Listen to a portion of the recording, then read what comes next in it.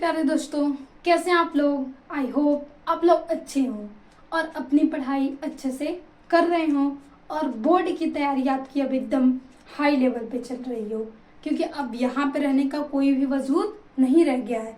अब आपके पास कोई भी बहाना नहीं होना चाहिए कि मतलब ये हो गया, सिर दर्द कर रहा है, नहीं पढ़ने का मन कर रहा है। आप सब बहाने को साइड रख के आपको केवल मेहनत करनी है, और यही मेहनत है कि जो आपके एग्जाम और एग्जाम्स के बाद एक रिलैक्स एहसास दे सकती है।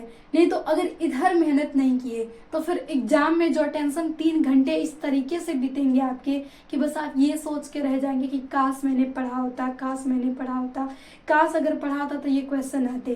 तो वो 3 घंटे आप सोच के गुजारना चाहते हैं या 3 घंटे आपको कम पड़ जाए लिखने के लिए, ये आपके पास दो ऑप्शन है। और दो ऑप्शन में आप क्या चूज करना चाहते हैं ये आप पे डिपेंड करता है, क्योंकि आप ही अपने को मोटिवेट कर सकते हैं और आप ही अपने को डिमोटिवेट कर सकते हैं। ये जो बाहरी होता है ना, ये कुछ भी बाहरी आपके लिए बाहर की तरह ही वर्क करेगा, 2 से 3 दिन ही वर्क करेगा। लेकिन जिस दिन आपके अंदर अंदर से मोटिवेशन आ गया ना, फिर वो मोटिवेशन मतलब कभी हटने वाला नहीं है। आप फिर आपके अंदर एक जिद हो जाएगी आपको अपनी मंजिल तक जाने के लिए। तो बस वही सेल्फ मोटिवेशन लाइए अपने अंदर और फिर अपनी पढ़ाई का एक नया अंजाम दीजिए, मतलब अपनी पढ़ाई को एक नई लेवल दीजिए।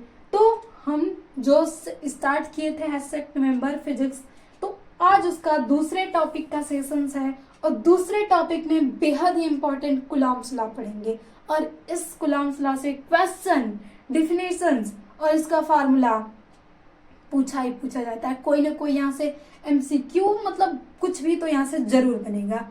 1 नंबर भी, 2 नंबर में भी, 3 नंबर में भी, और क्वेश्चन आ गया तो 5 नंबर भी आप यहाँ से ले सकते हैं। तो आइए हम इसको समझ लें कि वो जो नंबर है वो हमसे दूर न रहे, और ऐसे समझेंगे कि वो कभी नहीं भूलेगा। अभी आपको ये जो डिफिनेशंस लिखी है इस पे बिल्कुल भी ध्यान नहीं देना है। अभी आपको हम जो समझा रहे हैं उस पे ध्यान देना है, फिर आप खुद ब खुद इस डिफिनेशंस याद कर लेंगे। ये था कूलॉम्स लॉ जो दिए थे, उसको हम पहले फिगर से समझते हैं। और कूलॉम्स लॉ आपको समझने के लिए ग्रेविटेशन, 2 मास के बीच लगने वाला जो फोर्स होता है, जो वो समझना है ना, तो ये समझना उसके लिए बाएं हाथ का खेल है, जो कैप्लर्स लॉ होता है। और बिल्कुल वो कूलॉम्स लॉ की हम जैसे देख सकते हैं, उसमें जो 2 मास होते हैं उसमें जो फोर्स लगता है उनके गुणनफल के अनुक्रमानुपाती होता है और बीच की दूरी के व्युत्क्रमानुपाती है। सेम वही यहाँ पे भी होने वाला है, बस यहाँ पे मास की जगह हम क्या लेंगे, चार्ज लेंगे। हमने 2 चार्ज ले लिया स्थिर। अब ये 2 चार्ज हैं, इनके बीच की कुछ दूरी है भाई, ये यहाँ पे तो कुछ तो दूरी होगी। अब एक का घर यहाँ, एक का घर यहाँ है, तो ये जो दूरी है हमारी, हमने मान लिया कि r दूरी है। ये है आपके पास 2 स्थिर आवेश। अब ये r दूरी है यहाँ से, और यहाँ से हम निकालेंगे कि बल तो जरूर इन दोनों में वर्क करेगा, या तो आकर्षण बल आए या तो प्रतिकर्षण आए। तो वो कैसे हम निकालेंगे, यही हमें बताता है कूलॉम्स लॉ। कूलॉम्स लॉ ने यही बताया था कि इन दोनों में जो बल आएगा वो किस प्रकार से आएगा। तो हमने ले लिया 2।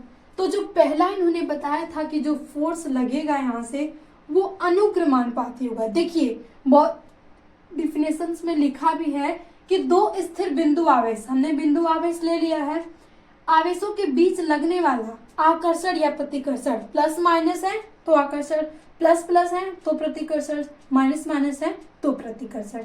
यानी डिफरेंस चार्ज आकर्षण, सेम चार्ज प्रतिकर्षण, ये याद रख सकते हैं आप। उन दोनों आवेशों के गुणनफल, यानी गुणनफल का मतलब क्या होता है, हमारे पास 2 है तो इसको अगर हम इस तरीके से कर दे तो उसको हम गुणनफल बोल सकते हैं। और अनुक्रमानुपाती, बहुत सारे बच्चों को डेफिनेशन तो रख लेते हैं, लेकिन उसका मैथमेटिकल्स फार्मूला लिखना होता है तो आप ये कंफ्यूजन, भाई अनुक्रमानुपाती कैसे लिखा जाएगा। तो देखिए जो अनुक्रमानुपाती होता है, अनुक्रमानुपाती और समानुपाती, ये दोनों सेम वर्ड है, सिनोनिम्स वर्ड है। इसमें मतलब जो भी होता है वो समान होता है, और इसमें जब भी दिया तो अगर उसके बीच अगर किसी को बोला जा रहा है कि फोर्स इनके समानुपाती है, फोर्स इसके समानुपाती है, तो जिसके मान लीजिए यहाँ पे फोर्स ले लिया जाए, यहाँ पे हम आवेश ले लेते हैं, दो ही आवेश, अगर जैसे आवेश की बात कर रहे हैं तो इसमें हमेशा स्ट्रेट का संबंध आएगा, यानी ये बढ़ेगा तो ये भी बढ़ेगा। समानुपाती का मतलब यही होता है कि दोनों में समान अनुपात आएगा। अगर ये बढ़ रहा है तो दूसरा भी बढ़ेगा, दूसरा घट रहा है तो पहला भी घटेगा। तो ये चीजें होती हैं अनुक्रमानुपाती और समानुपाती। और ये आप कई समानुपाती तो चलो ठीक है भाई, ये चिन्ह होता है। अब अनुक्रमानुपाती को मतलब आप ऐसे कभी उल्टा भी लिख सकते हैं, तो वो मत लिखिएगा। तो अब ये समानुपाती है Q1, हमने इसको मान लिया 1 और 2 मल्टीप्लाई Q2, ये बन गया आपके पास समीकरण नंबर 1। फिर गुलाम ने कहा दूसरा कि जो हमारा फोर्स होगा वो व्युत्क्रमानुपाती होगा। चिन्ह तो आपका यही रहेगा, व्युत्क्रमानुपाती का मतलब उल्टा। व्युत्क्रमानुपाती होगा दोनों आवेश की दूरी के वर्ग के, यानी जो दूरी r है तो इसका वर्ग करेंगे, फिर इसका व्युत्क्रमानुपाती करेंगे तो ये आ जाएगा आपके पास। तो यही आपको लिखना है यहाँ से कि 1/r²। ये बन गया आपके पास समीकरण 1 और 2। अब इन्हें दोनों को मिला देंगे तो आपके पास आ जाएगा कूलम्ब्स फार्मूला। तो समीकरण 1 व 2 को मिलाने पर, अब हम जब मिला देते हैं तो F समानुक्रमानुपाती Q1 Q2 upon r², यही होता है। अब भाई समानुपाती जब तक ऐसे है तब तक ये फार्मूला हम यूज ही नहीं कर सकते, हम यहाँ से कोई मान निकाल ही नहीं सकते। तो अब हम यहाँ से जब भी समानुपाती हटा है तो कोई न कोई नियतांक आया है, तो यहाँ से जब हम इसे हटाते हैं तो k नियतांक आता है और ये हो जाता है Q1 इंटू r²। ये आपके पास आ गया कूलम्ब्स लॉ। अब भाई k क्या है, क्योंकि हमें दे दिया Q1 का मान दे दिया, Q2 का मान दे दिया, R का मान दे दिया और वहां से बोल दिया फोर्स निकालो। K का मान बाय द वे देता है, बाय द वे नहीं भी देता है, तो आपको K का मान याद रखना होगा। तो देखिए K जो होता है हमारे पास क्या है, एक यहाँ से आप लिख सकते हैं जहाँ K नियतांक है।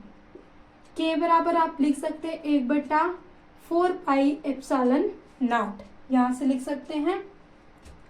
और फिर उसके बाद K का जो मान होता है 9 गुणे 10 के पावर 9 न्यूटन मीटर प्रति कूलम स्क्वायर। और फिर उसके बाद जो एप्सिलॉन यहाँ पे यूज किया गया है, इसके भी पूछा जाता है कि एप्सिलॉन का मान क्या होगा, ये है क्या। तो ये निर्वात में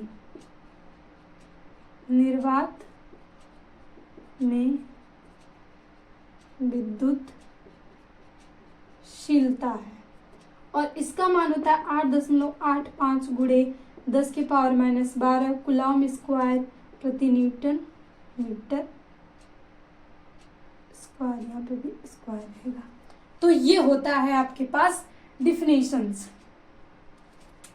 जो भी ये हमारा सुंदर सी डिफिनेशंस हो गई। इस तरीके से आप जब भी डिफाइन कर देंगे तो आपको एग्जामिनर को मजबूर होके बहुत ही अच्छा नंबर देना होगा, कोई भी कटपिट नहीं करनी है आपको।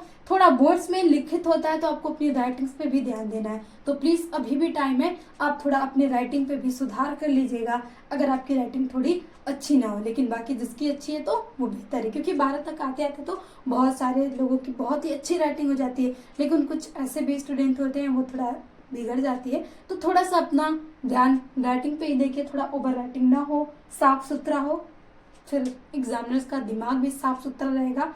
एक तो मान लीजिए वैसे अगर उसकी बीबी से लड़ाई हुई है तो फिर नंबर कटने ही वाला है, लेकिन अगर आप सुंदर सुंदर लिख देंगे तो वो जो लड़ाई हुई ना वो भूल जाएगा और सुंदरता पे आपके आकर्षित होके नंबर देखे जाएगा। तो आपको हमेशा ही अच्छे तरीके से लिखना है। तो ये था हमें, बस आप इमेजिन इसे रखिएगा। 2 आवेश हमने लिया, जब भी इनके बीच कोई आकर्षण या प्रतिकर्षण लग रहा है तो ये जो आवेश है इनके गुणनफल के समानुपाती होगा। ये जो दूरी है इसके वर्ग के व्युत्क्रमानुपाती होगा। यही हमारा कूलॉम बताए थे और ये कूलॉम का नियम हो गया। और इसी को मतलब हमने इस तरीके से दिखा लिया और ये हमारे पास फार्मूला आ गया, जहाँ k बराबर में 1/4πε0 भी रख सकते हैं, k का मान इतना है।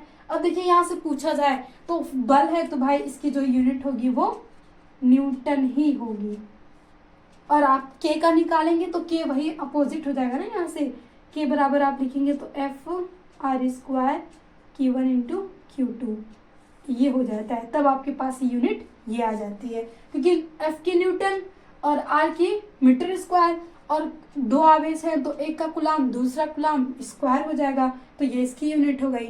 और ε0 डायरेक्टली k का अपोजिट होता है तो यूनिट इसकी अपोजिट हो जाती है। तो यहाँ से आपको फिजिक्स में मात्रक का बेहद ही ध्यान देना होता है। जैसे हम सब्जी बनाते हैं, नमक भूल जाए तो सब्जी का कोई स्वाद ही नहीं, वैसे ही आप इसमें फार्मूला लगाते हैं या सवाल लगाते हैं, मात्रक भूल गए तो उस सवाल का कोई वजूद नहीं, और एग्जामिनर का थोड़ा सा दिमाग खराब रहा तो पूरा का पूरा सवाल काट देगा आपका। तो आपको इसमें मात्रक लिखना बहुत इंपॉर्टेंट होता है, कभी भी भूल कर भी आपको मात्रक नहीं भूलना, हमेशा मात्रक लिखना है।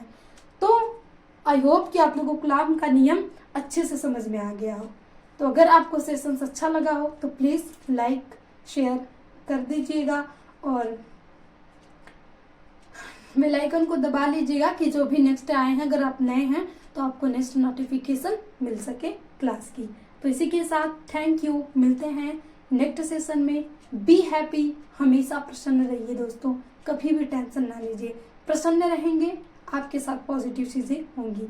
अगर नेगेटिव सोच के डिप्रेस में चले जाएंगे तो फिर आपके पास बहुत सारे प्रॉब्लम आ सकती हैं। तो बी पॉजिटिव ऑलवेज, और जय हिंद। मिलते हैं नेक्स्ट सेशन में।